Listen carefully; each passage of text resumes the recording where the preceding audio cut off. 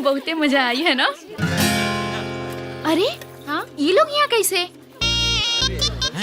हो दे आगे ली चल रे। चलो चल के देखल जाओ, चलो। ए किशन, सब गुस्सा में नहीं आवत रिसन, चल भागे के रे भाई। अरे रुका सा लड़की के खींच टाटा फीस। Side down.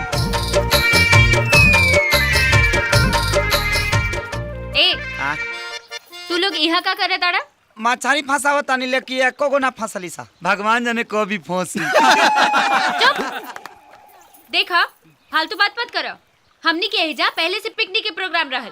तू लोग भागा यहाँ से, भागो, हटो। हटो? हमनी के क्या हटी सा? हाँ? तारा लोग के बैठे के बाद जा कहने कचरा पार्टी में बैठा लो। बुझाइल? बोला तैसे बड़ी जैसे की जगह इनका बाप के है। ए, हमरा बाप के नाम मत लाओ। कुछ भी कह चंदा, लेकिन जब तू खिसियालू तो बहुत सुंदर लगेलू। लगम ना, भगवान हमके फुर्सत से बनवले बाड़े।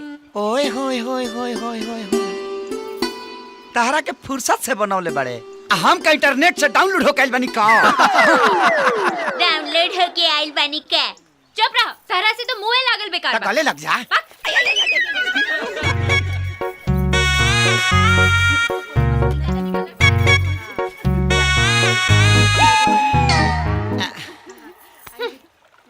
लौका हकाई चंदा, चंदा को बात को ही कहले। बियाह के बाद तो तोहरे हाथ के बनावल हमरा खाए के बा। तो बियाह के पहले सोचनी कि अपना हाथ से बना के खिया देती। हम तरह से बियाह करें। रुका बताता नहीं।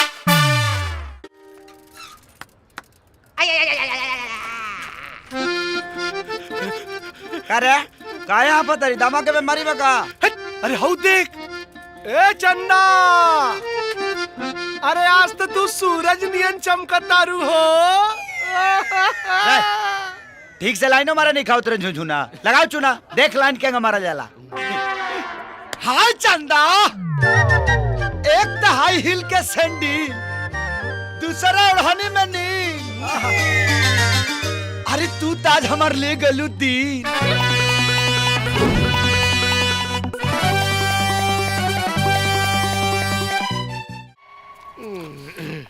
इतना बड़ा गाड़ी में क्या ही रहल हो? अरे वो हमार रिश्तेदार रहले ना।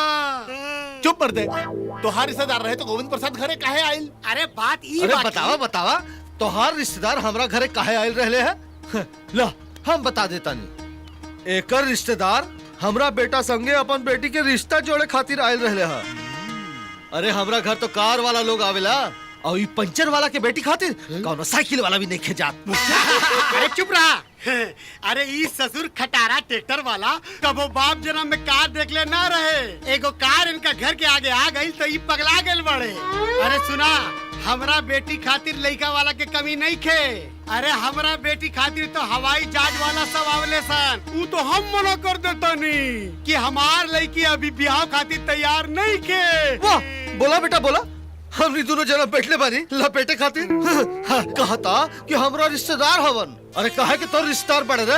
हाँ, हमरा घर तो बिना बुलावले आइले, और तोहरा घरे बुलावला के बात भी न गईले। अच्छा